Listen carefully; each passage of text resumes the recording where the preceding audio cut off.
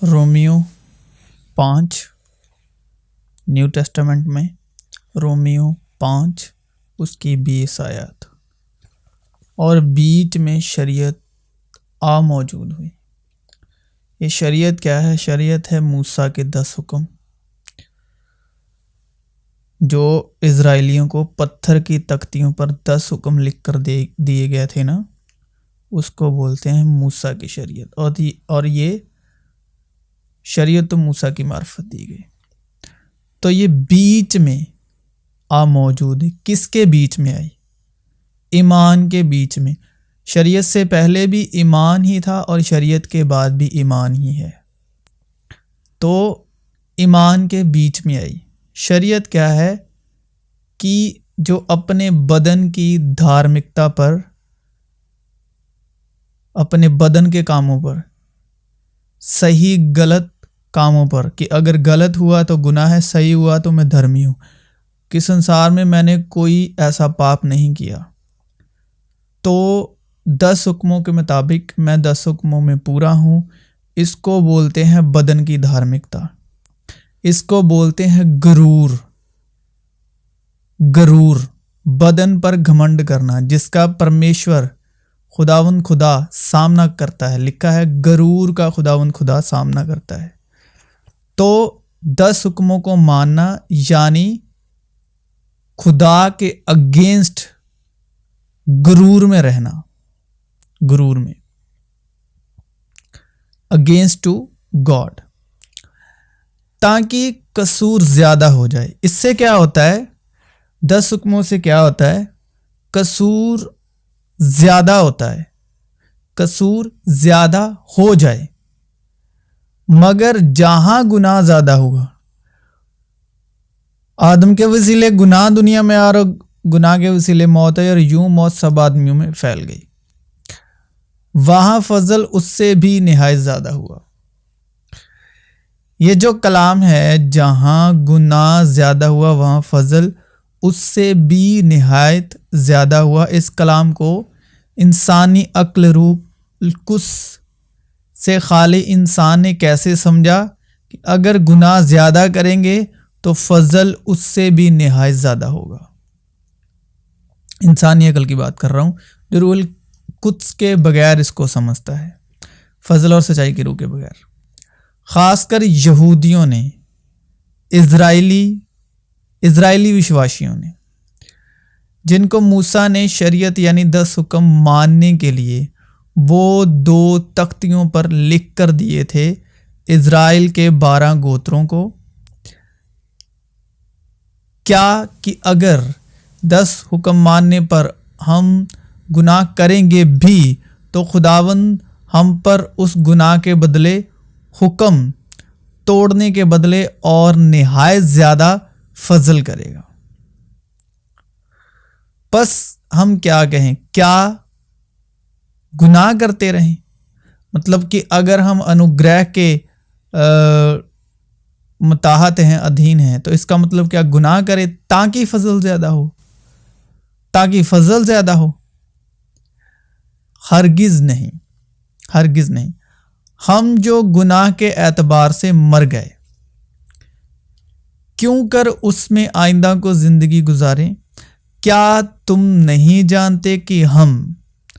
جتنوں نے مسیح یسوع میں شامل ہونے کا بپتسمہ لیا تو اس کی موت میں شامل ہونے کا بپتسمہ لیا؟ یسوع میں آنا یعنی موت میں شامل ہونے کا بپتسمہ، اور پس موت میں شامل ہونے کے بپتسمہ کے وسیلے سے ہم اس کے ساتھ دفن ہوئے، تاکہ جس طرح مسیح باپ کے جلال کے وسیلے سے مردوں میں سے جلایا گیا، اس طرح ہم بھی نئی زندگی کی راہ چلیں۔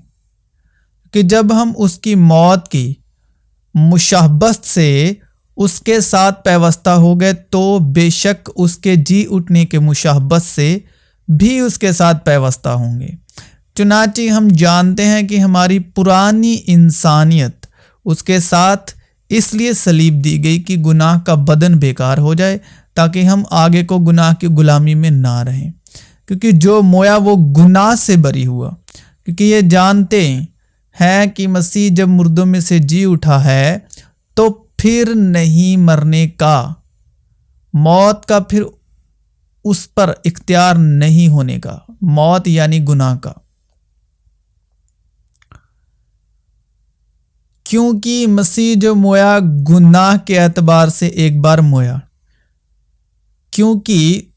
گناہ کا تم پر اختیار نہ ہوگا، کیونکہ جو کہ مسیح میں ہے وہ نیا مخلوق ہے۔ کیونکہ مسیح جو مویا گناہ کے اعتبار سے ایک بار مویا، مگر اب جو جیتا ہے خدا کے اعتبار سے جیتا ہے، اسی طرح تم بھی اپنے آپ کو گناہ کے اعتبار سے مردہ مگر خدا کے اعتبار سے مسیح یسوع میں زندہ سمجھو۔ پس گناہ تمہارے فانی بدن میں بادشاہی نہ کرے کہ تم اس کی خواہشوں کے تابع رہو، اور اپنے اعضاء ناراستی کے ہتھیار ہونے کے لیے گناہ کے حوالے نہ کیا کرو، بلکہ اپنے آپ کو مردوں میں سے زندہ جان کر۔ کیا آپ اپنے آپ کو مردوں میں سے زندہ جانتے ہیں؟ مردوں میں سے زندہ جان کر خدا کے حوالے کرو، اور اپنے اعضاء راست بازی کے ہتھیار ہونے کے لیے خدا کے حوالے کرو، اس لیے کہ گناہ کا تم پر اختیار نہ ہوگا، کیونکہ تم شریعت کے متحد نہیں بلکہ فضل کے متحد ہو۔ پس کیا ہوا؟ کیا ہم اس لیے گناہ کریں کہ شریعت کے متحد نہیں بلکہ فضل کے متحد ہیں؟ ہرگز نہیں۔ کیا تم نہیں جانتے کہ جس کی تابع داری کے لیے اپنے آپ کو غلاموں کی طرح حوالے کر دیتے ہو اسی کے غلام ہو جس کے تابع دار ہو، خواہ گناہ کے جس کا انجام موت ہے، خواہ تابع داری کے جس کا انجام راست بازی ہے۔ لیکن خدا کا شکر ہے کہ اگرچہ تم گناہ کے غلام تھے تاہم دل سے اس تعلیم کے تابع دار ہو گئے جس کے سانچے میں تم ڈھالے گئے تھے، اور گناہ سے آزاد ہو کر راست بازی کے غلام ہو گئے۔ میں تمہاری انسانی کمزوری کے سبب انسانی طور پر کہتا ہوں، جس طرح تم نے اپنے اعضاء یعنی انگ باڈی پارٹس بدکاری کرنے کے لیے ناپاکی اور بدکاری کی غلامی کے حوالے کیے تھے، اسی طرح اب اپنے اعضاء پاک ہونے کے لیے راست بازی کی غلامی کے حوالے کر دو، کہ جب تم گناہ کے غلام تھے تو راست بازی کے اعتبار سے آزاد تھے۔ پس جن باتوں سے تم اب شرمندہ ہو ان سے تم اس وقت کیا پھل پاتے تھے، کیونکہ ان کا انجام تو موت ہے، مگر اب گناہ سے آزاد اور خدا کے غلام ہو کر تم کو اپنا پھل ملا، جس سے پاکیزگی حاصل ہوتی ہے، اور اس کا انجام ہمیشہ کی زندگی ہے، کیونکہ گناہ کی مزدوری موت ہے، مگر خدا کی بخشش ہمارے خداوند مسیح یسوع میں ہمیشہ کی زندگی ہے۔ پس جس طرح ایک آدمی کے سبب سے گناہ دنیا میں آیا اور گناہ کے سبب سے موت آئی، اور یوں موت سب آدمیوں میں پھیل گئی، اس لیے کہ سب نے گناہ کیا، کیونکہ شریعت کے دیے جانے تک دنیا میں گناہ تو تھا، مگر جہاں شریعت نہیں وہاں گناہ محسوب نہیں ہوتا۔ شریعت یعنی 10 حکموں کو ماننا، 10 حکموں کی پالنا کرنا، اور بدن کے طور پر سوے دھارمکتا کا جیون نیکی اور بدی کے مطابق۔ تم آدم سے لے کر موسیٰ تک موت نے ان پر بھی بخشش کی جنہوں نے اس آدم کی نافرمانی کی طرح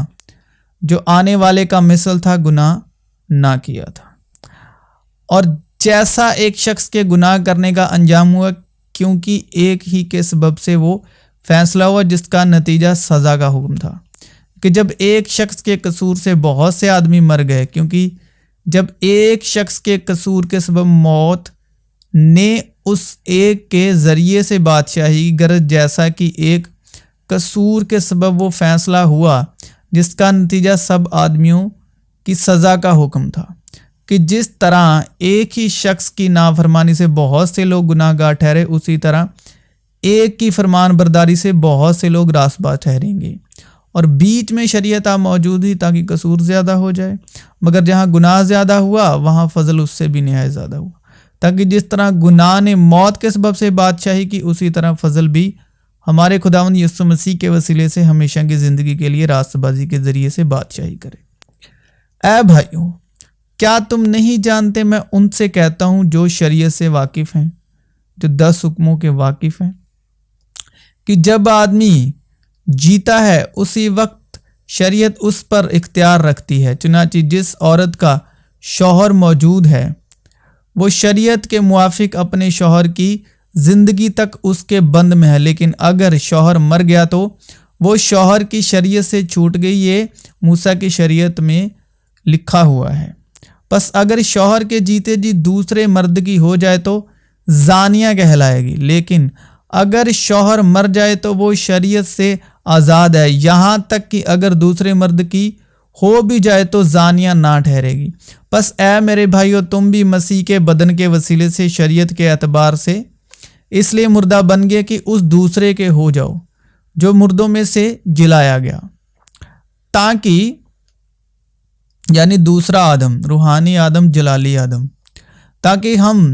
سب خدا کے لیے پھل پیدا کریں۔ کیونکہ جب ہم جسمانی تھے تو گناہ کے رغباتیں جو شریعت کے باعث پیدا ہوتی تھی موت کا پھل پیدا کرنے کے لیے ہمارے اعضاء یعنی انگوں میں تاثیر کرتی تھیں، لیکن جس چیز کی قید میں تھے اس کی تابعداری سے مر کر اب ہم شریعت سے ایسے چھوٹ گئے کہ روح کے نئے طور پر نہ کہ لفظوں کے طور پر خدمت کرتے ہیں، کہ لفظ مار ڈالتے ہیں، اور لفظ مار ڈالتے ہیں، لفظ یعنی انک یعنی ہے 10 حکم۔ پس ہم کیا کہیں؟ کیا شریعت گناہ ہے؟ ہرگز نہیں۔ کیا شریعت گناہ ہے؟ ہرگز نہیں، بلکہ بغیر شریعت کے میں گناہ کو نہ پہچانتا۔ مثلا اگر شریعت یہ نہ کہتی کہ تو لالچ نہ کر تو میں لالچ کو نہ جانتا، مگر گناہ نے موقع پا کر حکم کے ذریعے سے مجھ میں ہر طرح کا لالچ پیدا کر دیا، کیونکہ شریعت کے بغیر گناہ مردہ ہے۔ ایک زمانے میں شریعت کے بغیر میں زندہ تھا، مگر جب حکم آیا تو گناہ زندہ ہو گیا اور میں مر گیا، اور جس حکم کا منشا زندگی تھا وہی میرے حق میں موت کا باعث بن گیا، کیونکہ گناہ نے موقع پا کر حکم کے ذریعے سے مجھے بہکایا اور اسی کے ذریعے سے مجھے مار بھی ڈالا۔ پھر شریعت پاک ہے اور حکم بھی پاک ہے اور راست اور اچھا ہے، پس جو چیز اچھی ہے کیا وہ میرے لیے موت ٹھہری؟ ہرگز نہیں، بلکہ گناہ نے اچھی چیز کے ذریعے سے میرے لیے موت پیدا کر کے مجھے مار ڈالا، تاکہ اس کا گناہ ہونا ظاہر ہو، اور حکم کے ذریعے سے گناہ حد سے زیادہ مکروہ معلوم ہو۔ کیونکہ ہم جانتے ہیں کہ شریعت تو روحانی ہے مگر میں جسمانی اور گناہ کے ہاتھ بکا ہوا ہوں، اور جو میں کرتا ہوں اس کو نہیں جانتا، کیونکہ جس کا میں ارادہ کرتا ہوں وہ نہیں کرتا، بلکہ جس سے مجھ کو نفرت ہے وہی کرتا ہوں، اور اگر میں اس پر عمل کرتا ہوں جس کا ارادہ نہیں کرتا تو میں مانتا ہوں کہ شریعت خوب ہے، پس اس صورت میں اس کا کرنے والا میں نہ رہا بلکہ گناہ ہے جو مجھ میں بسا ہوا ہے۔ کیونکہ میں جانتا ہوں کہ مجھ میں یعنی میرے جسم میں کوئی نیکی بسی ہوئی نہیں، البتہ ارادہ تو مجھ میں موجود ہے مگر نیک کام مجھ سے بن نہیں پڑتے۔ چنانچہ جس نیکی کا ارادہ کرتا ہوں وہ تو نہیں کرتا، مگر جس بدی کا ارادہ نہیں کرتا اسے کر لیتا ہوں۔ پس اگر میں وہ کرتا ہوں جس کا ارادہ نہیں کرتا تو اس کا کرنے والا میں نہ رہا بلکہ گناہ ہے جو مجھ میں بسا ہوا ہے۔ غرض میں ایسی شریعت پاتا ہوں کہ جب نیکی کا ارادہ کرتا ہوں تو بدی میرے پاس موجود ہے، کیونکہ باطنی انسانیت کی روح سے تو میں خدا کی شریعت کو بہت پسند کرتا ہوں، مگر مجھے اپنے اعضاء میں ایک اور طرح کی شریعت نظر آتی ہے جو میری عقل کی شریعت سے لڑ کر مجھے اس گناہ کی شریعت کی قید میں لے آتی ہے جو میرے اعضاء میں موجود ہے۔ ہائے میں کیسا کمبخت آدمی ہوں، اس موت کے بدن سے مجھے کون چھڑائے گا؟ اپنے خداوند یسوع مسیح کے وسیلے سے خدا کا شکر کرتا ہوں، غرض میں خود اپنی عقل سے تو خدا کی شریعت کا مگر جسم سے گناہ کی شریعت کا محکوم ہوں، کیونکہ جو جسمانی ہے وہ جسمانی باتوں کے خیال میں رہتے ہیں، لیکن جو روحانی ہے وہ روحانی باتوں کے خیال میں رہتے ہیں۔ اور جسمانی نیت موت ہے، مگر روحانی نیت زندگی اور اطمینان۔ اور جو جسمانی ہے وہ خدا کو خوش نہیں کر سکتے۔ غرض پہلے عہد میں بھی عبادت کے احکام تھے، اور ایسا مقدس جو دنیاوی تھا، یعنی ایک خیمہ بنایا گیا تھا۔ اگلے میں چراغ دان اور میز اور نظر کی روٹیاں تھیں، اور اسے پاک مکان کہتے ہیں۔ اور دوسرے پردے کے پیچھے پیچھے وہ خیمہ تھا جسے پاک ترین کہتے ہیں، اس میں سونے کے اسوز اور چاروں طرف سونے سے مڑا ہوا عہد کا صندوق تھا۔ اس میں من سے بھرا ہوا ایک سونے کا مرتبان اور پھولا پھالا ہوا ہارون کا عصا اور عہد کی تختیاں تھیں، اور اس کے اوپر جلال کے کروبی تھے جو کفارہ گاہ پر سایہ کرتے تھے۔ ان باتوں کے مفصل بیان کرنے کا یہ موقع نہیں۔ جب یہ چیزیں اس طرح بن چکی تو پہلے خیمے میں تو کاہن ہر وقت داخل ہوتے اور عبادت کا کام انجام دیتے ہیں، مگر دوسرے میں صرف سردار کاہن ہی سال بھر میں ایک بار جاتا ہے، اور بغیر خون کے نہیں جاتا، جسے اپنے واسطے امت کی بھول چوک کے واسطے گزرانتا ہے۔ اس سے روح القدس کا یہ اشارہ ہے کہ جب تک پہلا خیمہ کھڑا ہے، پاک مکان کی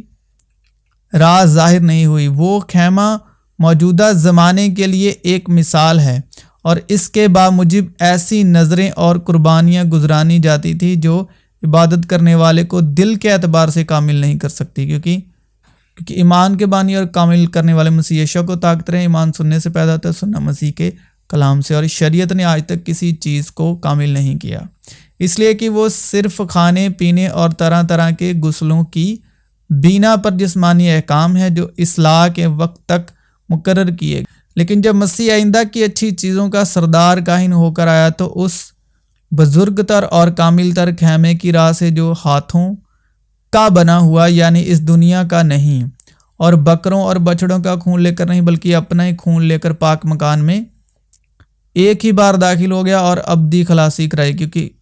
جب بکروں اور بیلوں کے خون اور گائے کی راکھ ناپاکوں پر چھڑکے جانے سے ظاہری پاکیزگی حاصل ہوتی ہے، تو مسیح کا خون جس نے اپنے آپ کو ازلی روح کے وسیلے خدا کے سامنے بے عیب قربان کر دیا، تمہارے دلوں کو مردہ کاموں سے کیوں نہ پاک کرے گا، تاکہ زندہ خدا کی عبادت کریں۔ اور اسی سبب سے وہ نئے عہد کا درمیانی ہے، تاکہ اس موت کے وسیلے سے جو پہلے عہد کے وقت کے قصوروں کی معافی کے لیے ہوئی ہے، بلائے ہوئے لوگ وعدے کے باموجب ابدی میراث کو حاصل کریں۔ کیونکہ جہاں وصیت ہے وہاں وصیت کرنے والے کی موت بھی ثابت ہونی ضرور ہے، اس لیے کہ وصیت موت کے بعد ہی جاری ہوتی ہے، اور جب تک وصیت کرنے والا زندہ رہتا ہے اس کا عذرا نہیں ہوتا۔ اس لیے پہلا عہد بھی بغیر خون کے نہیں باندھا گیا، چنانچہ جب موسیٰ تمام امت کو شریعت کا ہر ایک حکم سنا چکا تو بچڑوں اور بکروں کا خون لے کر پانی اور لال اون اور زوفا کے ساتھ اس کتاب اور تمام امت پر چھڑک دیا، اور کہا کہ یہ اس عہد کا خون ہے جس کا حکم خدا نے تمہارے لیے دیا ہے۔ اور اسی طرح اس نے خیمے اور عبادت کی تمام چیزوں پر خون چھڑکا، اور تقریباً ساری چیزیں شریعت کے مطابق خون سے پاک کی جاتی ہیں، اور بغیر خون بہائے معافی نہیں ہوتی۔ بس ضرور تھا یہ آسمانی چیزوں کی نقلیں تو ان کے وسیلے سے پاک کی جائیں، مگر خود آسمانی چیزیں ان سے بہتر قربانیوں کے وسیلے سے، کیونکہ مسیح اس ہاتھ کے بنائے ہوئے پاک مکان میں داخل نہیں ہوا جو حقیقی پاک مکان کا نمونہ ہے، بلکہ آسمان ہی میں داخل ہوا تاکہ اب خدا کے روبرو ہماری خاطر حاضر ہو۔ یہ نہیں کہ وہ اپنے آپ کو بار بار قربان کرے، جس طرح کی سردار کاہن پاک مکان میں ہر سال دوسرے کا خون لے کر جاتا ہے، ورنہ بینائے عالم سے لے کر اس کو بار بار دکھ اٹھانا ضرور ہوتا، مگر اب زمانوں کے آخر میں ایک بار ظاہر ہوا تاکہ اپنے آپ کو قربان کرنے سے گناہ کو مٹا دے۔ اور جس طرح آدمیوں کے لیے ایک بار مرنا اور اس کے بعد عدالت کا ہونا مقرر ہے، اسی طرح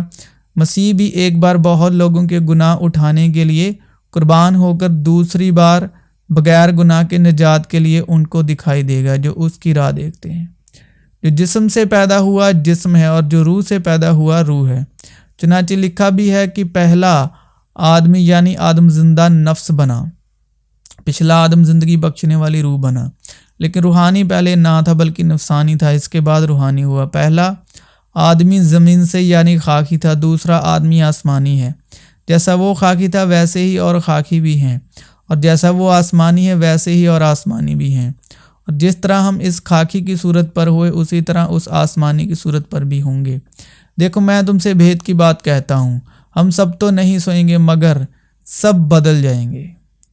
سب بدل جائیں گے۔ اب بدلنا کیا ہوتا ہے کہ جیسے ہم پہلے بچپن میں تھے، ٹھیک ہے، ہماری بچپن کی عادتیں، ہمارے سوچ خیال کچھ اور تھی، جوانی میں کچھ اور، بڑھاپے میں کچھ اور۔ اسی طرح جسمانی اور روحانی کام ہے، چال چلن ہے، تو اس کو بدلنا بولتے ہیں۔ یعنی جسمانی چال چلن، بولنا، دیکھنا، سننا، سمجھنا، دلی اچھا، خیال، تھاٹس، جسمانی تھاٹس اور روحانی تھاٹس۔ اگر آپ پورے طور پر آپ کی جو سوچ ہے وہ اسپرٹ آف کرائسٹ کی طرف سے ہے، اسپرٹ آف مسایا، آپ کی جو دلی اچھا ہے اسپرٹ آف مسایا کی طرف سے ہے، مطابق ہے، بائبل کے مطابق ہے، تو آپ بدل چکے ہیں۔ لیکن اگر مسیح میں ہے پھر بھی سوچے جسمانی ہے تو اب بھی پھر آپ کا بدلنا باقی ہے، کیونکہ اب بھی جوان تو ہو چکے ہیں آپ، لیکن حرکتیں آپ کی بچپنے والی ہیں، اور بزرگ تو ہو چکے ہیں لیکن حرکتیں آپ کی بچپنے والی ہیں، جوانی جیسی ہیں۔ تو اسی طرح اگر مسیح میں ہیں لیکن ہمارے جو چال چلن وہ وہی ہیں، دنیاوی ہیں، سوچ خیال وہی ہیں، تو پھر ہم اب بھی نہیں بدلے۔ بدلتا انسان دل سے ہے، خیالوں سے ہے، چال چلن سے ہے، زبان سے ہے، مگر سب بدل جائیں گے۔ اور یہ ایک دم میں، ایک پل میں، پچھلا نرسنگا پھونکتے ہی ہوگا، کیونکہ نرسنگا پھونکا جائے گا اور مردے غیر فانی حالت میں اٹھیں گے اور ہم بدل جائیں گے، کیونکہ ضرور ہے کہ یہ فانی جسم بقا کا جامہ پہنے اور یہ مرنے والا جسم حیات ہمیشہ کی زندگی کا جامہ پہنے۔ اور جب یہ فانی جسم بقا کا جامہ پہن چکے گا اور یہ مرنے والا جسم حیات ابدی کا جامہ پہن چکے گا تو وہ قول پورا ہوگا جو لکھا ہے کہ موت فتح کا لقمہ ہو گئی۔ موت فتح کا لقمہ ہونا یعنی بدن میں گناہ کا نہ رہنا، گناہ کی اچھا کا نہ ہونا۔ اے موت تیری فتح کہاں رہی، اے موت تیرا ڈنک کہاں رہا۔ موت کا ڈنک گناہ ہے اور گناہ کا زور شریعت ہے، مگر خدا کا شکر ہے جو ہمارے خداوند یسوع مسیح کے وسیلے سے ہم کو فتح بخشتا ہے۔ یعنی بدن میں بالکل ہی گناہ کا نہ ہونا۔ کیا ہم پھر اپنی نیک نامی جتانی شروع کرتے ہیں یا ہم کو بعض کی طرح نیک نامی کے خط تمہارے پاس لانے یا تم سے لینے کی حاجت ہے؟ ہمارا جو خط ہمارے دلوں پر لکھا ہوا ہے وہ تم ہو، اور اسے سب آدمی جانتے اور پڑھتے ہیں۔ ظاہر ہے کہ تم مسیح کا وہ خط ہو جو ہم نے خادموں کے طور پر لکھا ہے، سیاہی سے نہیں بلکہ زندہ خدا کی روح سے، پتھر کی تختیوں پر نہیں بلکہ گوشت کی یعنی دل کی تختیوں پر۔ ہم مسیح کی معرفت خدا پر ایسا ہی بھروسہ رکھتے۔ پتھر کی تختیاں درساتی ہیں 10 حکموں کو، اس کی بات ہو رہی ہے۔ یہ نہیں کہ بذات خدا ہم اس لائق ہیں کہ اپنی طرف سے کچھ خیال بھی کر سکیں، بلکہ ہماری لیاقت خدا کی طرف سے ہے جس نے ہم کو نئے عہد کے خادم ہونے کے لائق بھی کیا، لفظوں کے خادم نہیں۔ لفظ یعنی 10 حکموں کو بول رہا ہے، یعنی انک جو ہیں 10 کیا ہیں، انک ہے، بلکہ روح کے، کیونکہ لفظ مار ڈالتے ہیں یعنی انک، مگر روح زندہ کرتی ہے۔ اور جب موت کا وہ عہد جس کے حروف پتھروں پر کھودے گئے تھے ایسا جلال والا ہوا کہ بنی اسرائیل یعنی اسرائیل کی اولادیں، اسرائیل کے بیٹے موسیٰ کے چہرے پر اس جلال کے سبب سے جو اس کے چہرے پر تھا غور سے نظر نہ کر سکے، حالانکہ وہ گھٹتا جاتا تھا۔ روح کا عہد تو ضرور ہی جلال والا ہوگا، کیونکہ جب مجرم ٹھہرنے والا عہد جلال والا تھا تو راست بازی کا عہد تو ضرور ہی جلال والا ہوگا، بلکہ اس صورت میں وہ جلال والا اس بڑے ہی جلال کے سبب سے بے جلال ٹھہرا، کیونکہ جب مٹنے والی چیز جلال والی تھی تو باقی رہنے والی چیز تو ضرور ہی جلال والی ہوگی۔ بس ہم ایسی امید کر کے بڑی دلیری سے بولتے ہیں اور موسیٰ کی طرح نہیں ہیں جس نے اپنے چہرے پر نقاب ڈالی تاکہ بنی اسرائیل اس مٹنے والی چیز کے انجام کو نہ دیکھ سکے، لیکن ان کے خیالات کاسف ہو گئے، کیونکہ آج تک پرانے عہد نامے کے پڑھتے وقت ان کے دلوں پر وہی پردہ پڑا رہتا ہے اور وہ مسیح میں اٹھ جاتا ہے، مگر آج تک جب کبھی موسیٰ کی کتاب پڑھی جاتی ہے تو ان کے دل پر پردہ پڑا رہتا ہے، لیکن جب کبھی ان کا دل خداوند کی طرف پھرے گا تو وہ پردہ اٹھ جائے گا، اور وہ خداوند روح ہے، اور جہاں کہیں خداوند کی روح ہے وہاں آزادی ہے۔ مگر جب ہم سب کے بے نقاب چہروں سے خداوند کا جلال اس طرح منعکس ہوتا ہے جس طرح آئینے میں، تو اس خداوند کے وسیلے سے جو روح ہے ہم اسی جلالی صورت میں درجہ بدرجہ بدلتے جاتے ہیں۔ پر جو تمہیں روح بخشتا ہے اور تم میں معجزے ظاہر کرتا ہے، کیا وہ شریعت کے اعمال سے ایسا کرتا ہے یا ایمان کے پیغام سے؟ چنانچہ ابراہیم خدا پر ایمان لایا اور یہ اس کے لیے راست بازی گنا گیا۔ پس جان لو کہ ایمان والے جو ایمان والے ہیں وہی ابراہیم کے فرزند ہیں، اور کتاب مقدس نے پیشتر سے یہ جان کر کہ خدا غیر قوموں کو ایمان سے راست باز ٹھہرائے گا، پہلے ہی سے ابراہیم کو یہ خوشخبری سنا دی کہ تیرے باعث ساری قومیں برکت پائیں گی۔ پر جو ایمان والے ہیں وہ ایماندار ابراہیم کے ساتھ برکت پاتے ہیں، کیونکہ جتنے شریعت یعنی 10 حکم کے اعمال پر تکیہ کرتے ہیں وہ سب لعنت کے متعلق ہیں۔ چنانچہ لکھا ہے کہ جو کوئی ان سب باتوں کے کرنے پر قائم نہیں رہتا جو شریعت کی کتاب میں لکھی ہیں وہ لعنتی ہے۔ اور یہ بات ظاہر ہے کہ شریعت کے وسیلے سے کوئی شخص خدا کے نزدیک راست باز نہیں ٹھہرتا، کیونکہ لکھا ہے کہ راست باز ایمان سے جیتا رہے گا، اور شریعت کو ایمان سے کچھ واسطہ نہیں، بلکہ لکھا ہے کہ جس نے ان پر عمل کیا وہ ان کے سبب سے جیتا رہے گا۔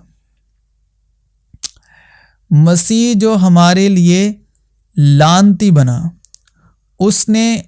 ہمیں مول لے کر شریعت کی لعنت سے چھڑایا، کیونکہ لکھا ہے کہ جو کوئی لکڑی پر لٹکایا گیا وہ لعنتی ہے، تاکہ مسیح یسوع میں ابراہیم کی برکت غیر قوموں تک بھی پہنچے اور ہم ایمان کے وسیلے سے اس روح کو حاصل کرے جس کا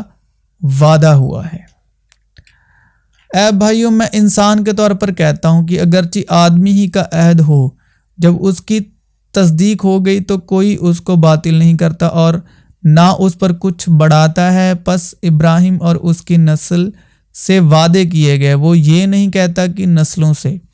جیسا بہتوں کے واسطے کہا جاتا ہے، بلکہ جیسا ایک کے واسطے کہ تیری نسل کو، اور وہ مسیح ہے۔ میرا یہ مطلب ہے کہ جس عہد کی خدا نے پہلے سے تصدیق کی تھی اس کو شریعت 430 برس کے بعد آ کر باطل نہیں کر سکتی کہ وہ وعدہ لا حاصل ہو، کیونکہ اگر میراث شریعت کے سبب سے ملی ہے تو وعدے کے سبب سے نہ ہوئی، مگر ابراہیم کو خدا نے وعدے ہی کی راہ سے بخشی۔ پس شریعت کیا رہی؟ وہ نافرمانیوں کے سبب سے بعد میں دی گئی کہ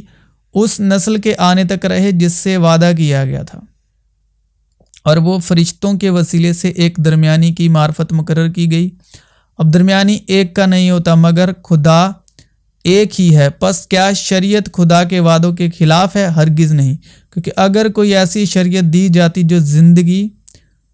بخش سکتی تو البتہ راست بازی شریعت کے سبب سے ہوتی، مگر کتاب مقدس نے سب کو گناہ کا متحد کر دیا تاکہ وہ وعدہ جو یسوع مسیح پر ایمان لانے پر موقوف ہے ایمانداروں کے حق میں پورا کیا جائے۔ ایمان کے آنے سے پیشتر شریعت کی متحدی میں ہماری نگاہ بانی ہوتی تھی، اور اس ایمان کے آنے تک جو ظاہر ہونے والا تھا ہم اسی کے پابند رہے، پس شریعت مسیح تک پہنچانے کو ہمارا استاد بنی تاکہ ہم ایمان کے سبب راست باز ٹھہریں، مگر جب ایمان آ چکا تو ہم استاد کے متحت نہ رہے، کیونکہ تم سب اس ایمان کے وسیلے سے جو مسیح یسوع میں ہے خدا کے فرزند ہو، خدا کے بیٹے ہو، وارث، اور تم سب جتنوں نے مسیح میں شامل ہونے کا بپتسمہ لیا مسیح کو پہن لیا۔ نہ کوئی یہودی رہا، نہ یونانی، نہ کوئی غلام، نہ آزاد، نہ مرد نہ عورت، کیونکہ تم سب مسیح یسوع میں ایک ہو، اور اگر تم مسیح کے ہو تو ابراہیم کی نسل اور وعدے کے مطابق وارث ہو۔ تو مسیح یسوع میں آپ سبوں کی سلامتی ہو۔